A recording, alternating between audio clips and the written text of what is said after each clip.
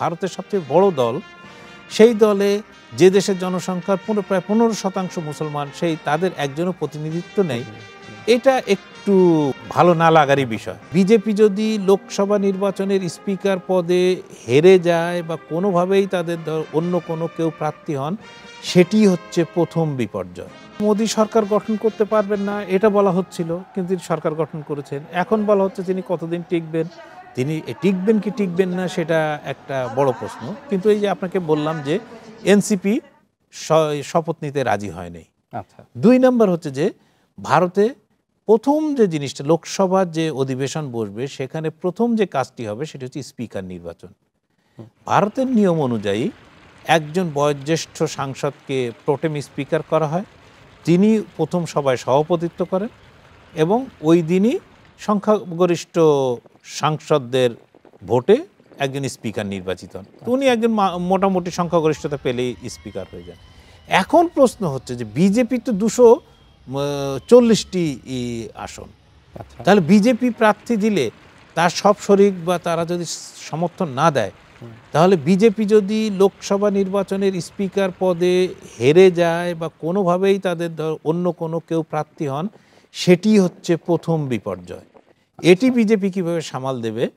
কারণ আপনার মন্ত্রিসভায় ইতিমধ্যে চন্দ্রবাবু নাইডু, নীতিশ কুমার বা অন্য শরিক কাউকেই তেমন কোনো পদ বা তেমন গুরুত্বপূর্ণ জায়গায় না নিয়ে এসে কিন্তু মোদির বা বিজেপি প্রমাণ করেছে যে তারা শরিকরা যেভাবে চাপ দিচ্ছেন এই চাপ মানতে তারা রাজি আছেন। মানে আচ্ছা, ঠিক একইভাবে বিজেপির যে অভ্যন্তর খবর সেটা হচ্ছে যে তারা স্পিকার পদটাকেও ছাড়তে চান না।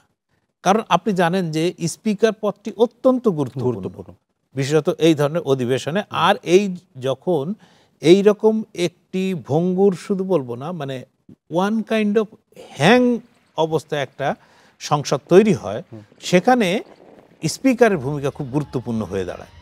কারণ স্পিকারের সিদ্ধান্তই হচ্ছে অল ইন অল।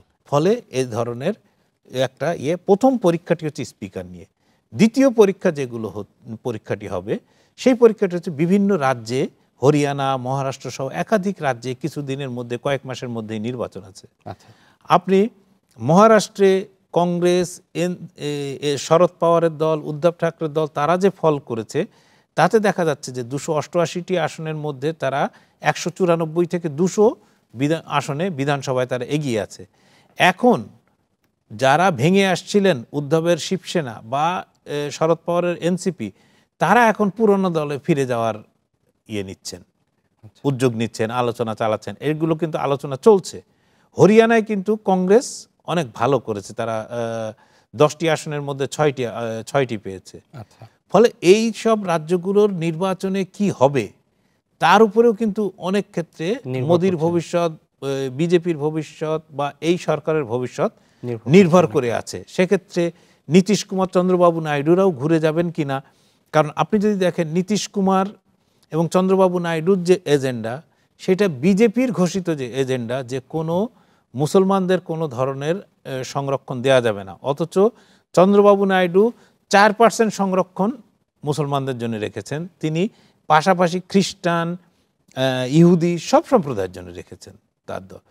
ফলে এইখানে একটা বিজেপির সঙ্গে ব্যাপক তাদের ক্ল্যাশের জায়গা আমরা দেখলাম। এই মন্ত্রিসভাতেও কোনো মুসলিম সদস্যকে রাখা হয়নি। হ্যাঁ, মুসলিম সদস্য এবারও নেই, গতবারও ছিলেন না। এবং বিজেপি দল থেকে সবচেয়ে বড় কথা, ভারতের সবচেয়ে বড় দল, সেই দলে যে দেশের জনসংখ্যার প্রায় 15% মুসলমান, সেই তাদের একজনও প্রতিনিধিত্ব নেই। এটা একটু মানে ভালো না লাগারই বিষয়।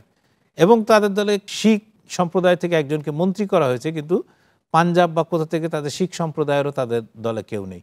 ফলে বিজেপি দলটা একটা বলা যায় প্রায় একমুখী চরিত্রের হয়ে গেছে।